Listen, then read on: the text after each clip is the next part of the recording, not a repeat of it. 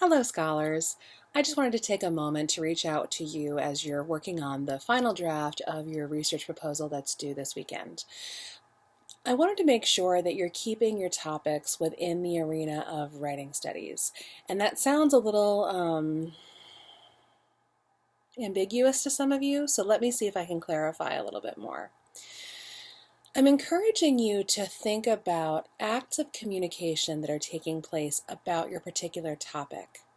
So it's one thing to propose research on environmentalism or how student effectiveness at learning or student success or things like political campaigns or anything along those lines. That's great. And I really enjoy that you're bringing ideas that you're passionate about into this particular project. But what I want to make sure is that you're keeping in mind whatever you're going to do for your primary analysis down the road for your research write-up, you have to be able to find something that you can analyze through the lens of writing studies. I've been encouraging you to think about particular platforms in social media because they're available to such a wide audience.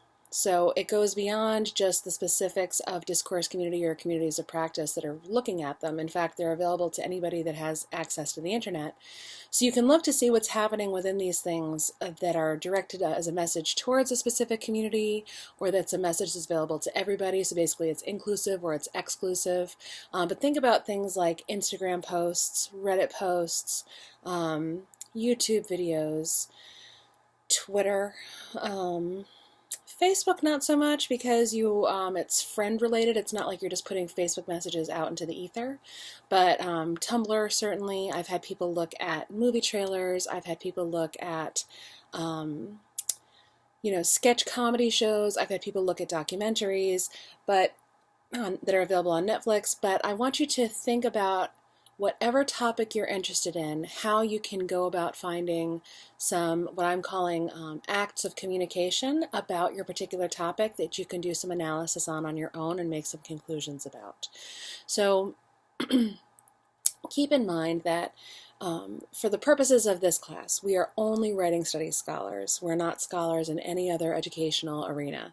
We have our tools that have been given to us about communities of practice, about genre, and about discourse communities, and those are the only lenses that we can apply to this type of project or this type of research. We don't have the scope or the time in this semester to do human research where you'd be doing surveys and interviews and conducting analysis on anonymous individuals.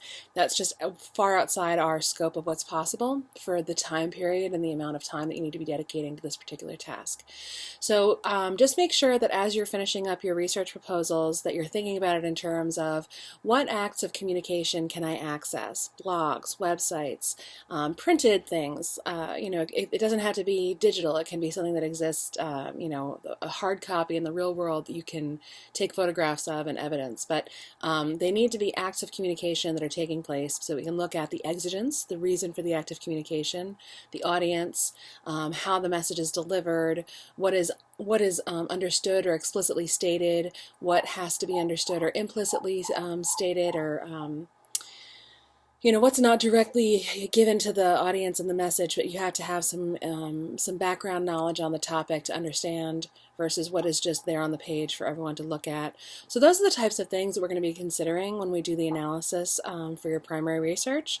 And I hope this is helpful and it clears up some confusion for some of you, or it helps you kind of redirect your focus into something that will be more productive and that you don't have to then take a step back and rework your research proposal to include this type of direction for your topic.